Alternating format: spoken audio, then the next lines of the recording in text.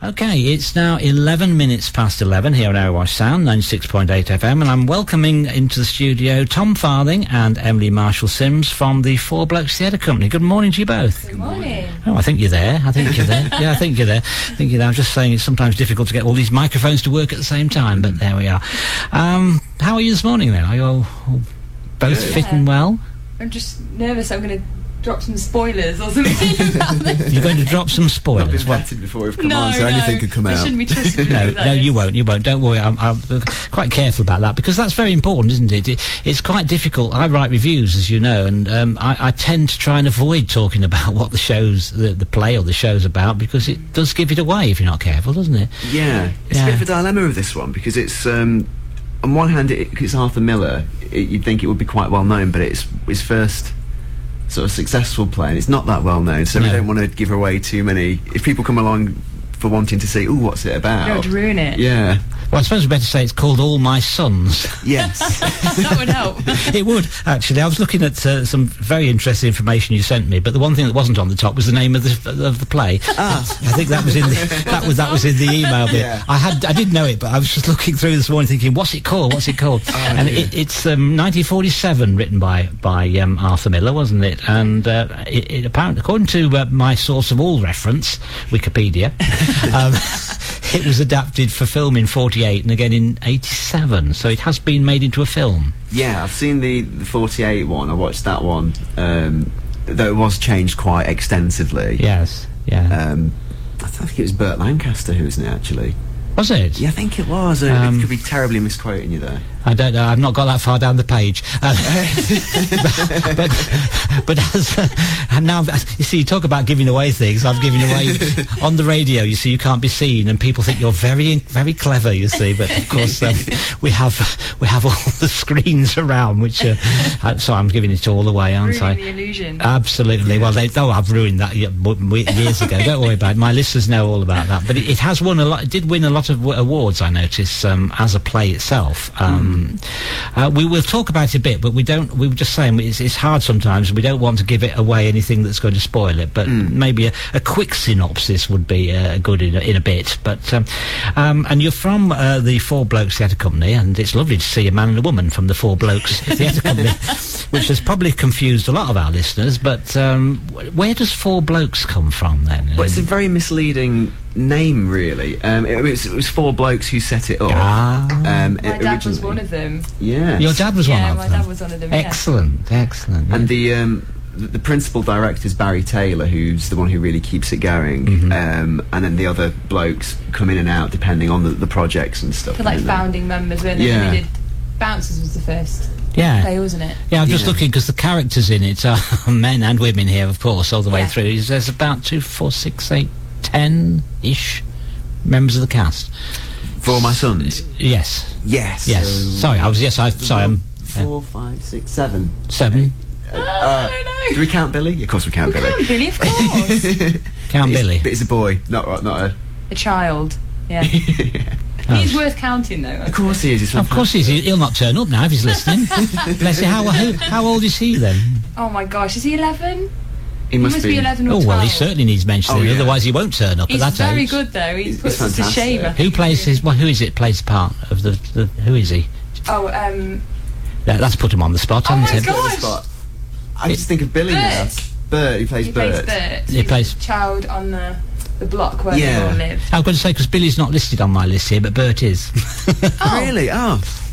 Yeah, Billy is playing Bert. Yeah, and he's Good bit absolutely of brilliant at actor, it. yeah. Okay. So much energy, and he's just become involved in a quite exciting project. I can't remember the details of it, but he's one to watch in the acting David world. Wallace, definitely. isn't it? Yes. That he's written. Which brings me to the question of how do people become members of your group? Because of course musical theatre is the thing that we talk about a lot, and groups have hundreds of people in some cases, but yours is a drama group, so how do people get involved? You have to audition, don't you, to there are auditions before obviously the show begins. And they're open auditions. You don't have to be. It's not one of those sort of insular societies where you remember and then you do things like Rep Club where people come along and it's the same cast each time. It could literally be anybody. Yeah, it's completely, pretty much a different cast each time, isn't it? There is, Most of the time. Yeah. Which is really refreshing, because otherwise it becomes quite stagnant, and you can guess who's going to be who before the play's cast. Yeah. So it's got a good sense of life. So, going so through it. dare I ask the question then? What about you two then? Are you fixtures, or do you come and go, or have you? I think I got roped in. That's how it always starts. Yes. Tom's been in a few. I was in the last one. I had a very tiny part as A very significant part. What was that? What was that? Was I that? was a What play was sexy, that? secretary, and the headmaster just had to pinch my bottom, which was my part really in History Boys. Oh, that was History Boys. Yeah. Well, you know, stardom when you have your bottom pinched. I mean, I've never had mine pinched on stage yet, so obviously, or even here. So you know, maybe one day. But no, I think Tom can speak a bit more about this. I've done a few things with them over the years, past few years, but not that many. But this is the third thing I've done with them now. And it's been great, and like I say, each time different people. And last time Emily was fantastic. She as you did more than that incident. More than having a More bottom than that pinch. incident that occurred. How many nights did you have to have that happen to you? Oh my gosh, there were many rehearsals as well. Oh, of course, and it yes. got filmed and Oh. on big screen. Yeah, did you have to go to hospital at all? No, we must. Sit down for a while. Alternate. Is that the... I think we better move on from this, because Yes. we can get stuck on this for the next 30 minutes if we carry on like this. lowering the tone? Yeah, absolutely, lowering the tone straight. Mind you, I do that all the time, so don't worry about it, don't we? As I say, we'll talk about the play, but just sort of on the basic level, it says, I think I read somewhere, it's quite a serious play, this. Yes. Or is there any comedy in it as well? 'Cause Oh yes, there's quite. I think there's the first act is quite light. It's light-hearted, isn't it? Hearted. Yeah, it's a setting in the back garden of the Kellers' household, and the whole thing is set there in the backyard throughout the entire play, and it's pretty much happens in real time. There's a couple of jumps between acts, a few hours, but it's all one day. But yeah, it starts out light, and you're getting to know a lot of the characters, the neighbours. Bert, who Billy plays, and he's one of the injections of joy. When he comes on, it just seems like a big injection of fun, almost. But there is serious undertones there from the start, and then towards the end we see those things start to resolve. because it's based on a true story.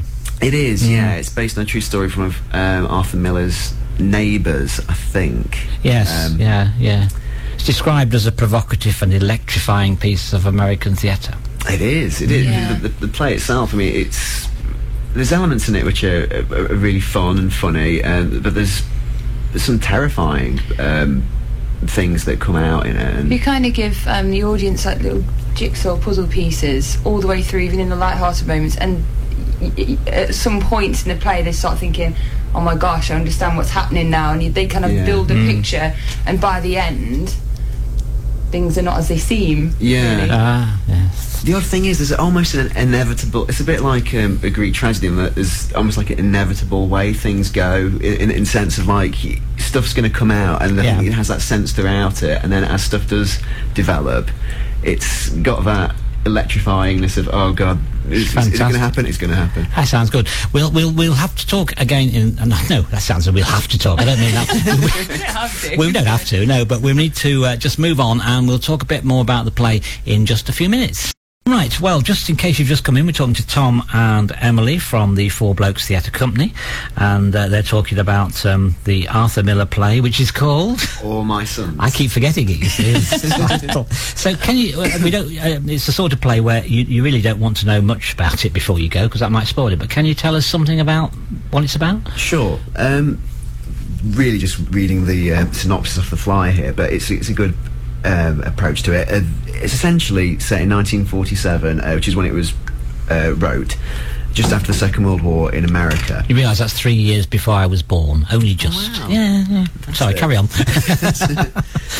Well, it's centred around the Keller household, and the American businessman Joe Keller, who's the father figure in it, made his living during the war selling airplane parts, cylinder heads, and things for the war effort in the Second World War. He knowingly sold out a bunch of defective parts, which resulted in the death of 21 pilots.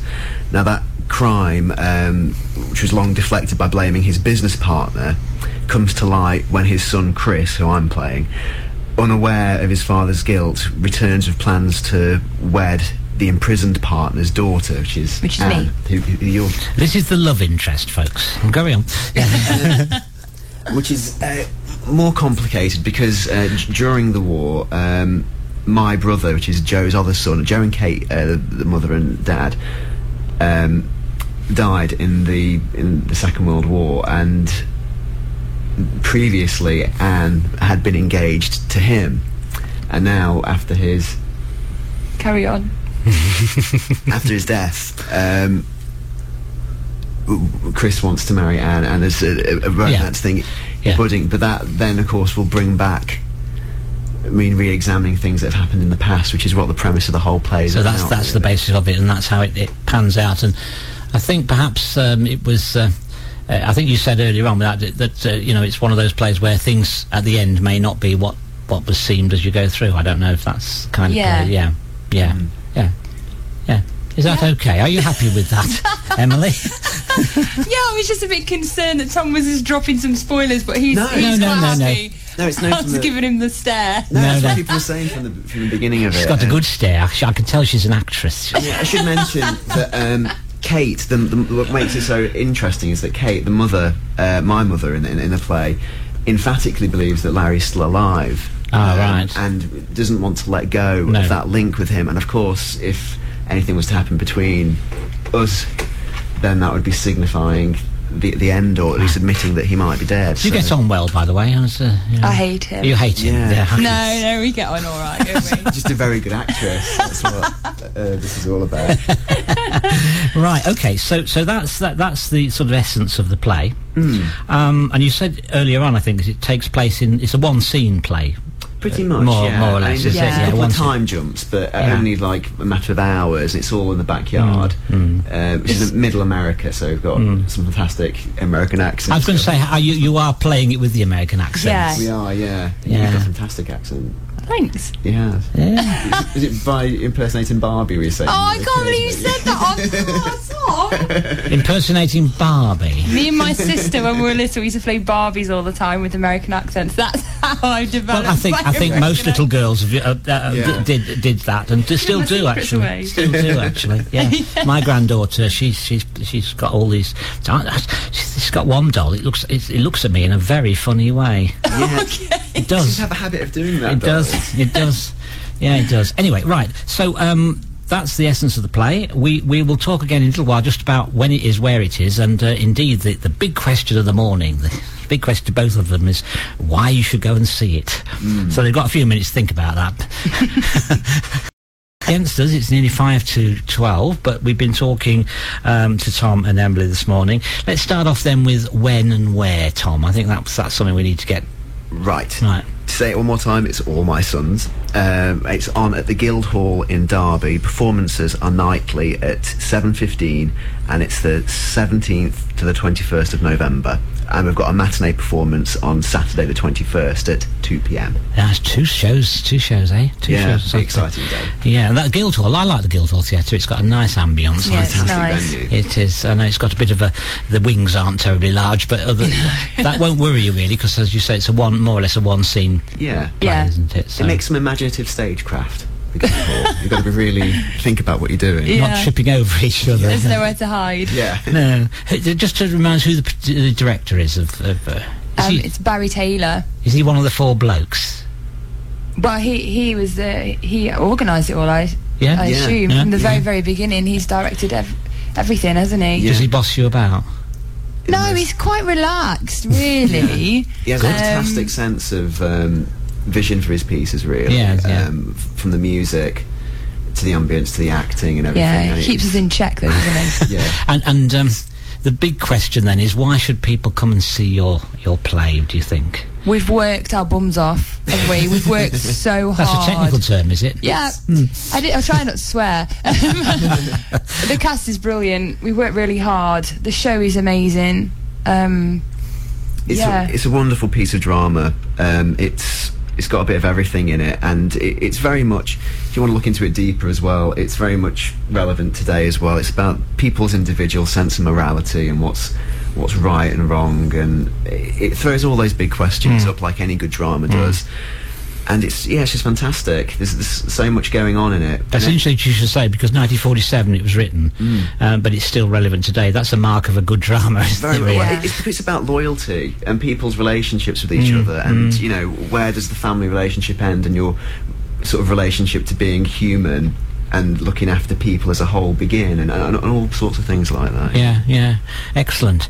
Where do they get tickets from? That's what we haven't mentioned, is it? I guess through Derby Live? Yeah, straight to Derby Live. You go to the Derby Live website, or www.4blokes.com. There'll be links on there to a trailer and to the Derby Live website as well. Excellent. What day of the week do you start? Can you remind, what is this? It's 17th. It's the 17th of November, so that'll be a Tuesday. Later, I think. Tuesday? Yes. I hope you get there, and I hope I arrive. Emily's looking as though she's not sure what night to go. But we'll realise by close to the date, we'll definitely know. I'll be there by Friday. All right. It's Tuesday. Oh, Tuesday 17th. Tom could do both parts then. He could talk to himself, couldn't You he? could kiss yourself, Tom. Oh, now is there some kissing? Is there some kissing? A little bit. It's not a massive part of it, but yeah. Well, yes, something to look forward to then. Anyway, we said it was the week after next, didn't we? So that's great, and I hope to be there too, and tell everybody about it afterwards. You've got dress rehearsals and things coming up, a few more rehearsals next week, presumably. Yeah, the last few. Yeah. Well, you're both looking well on it, so all the best. Thank you very much. No, thank you.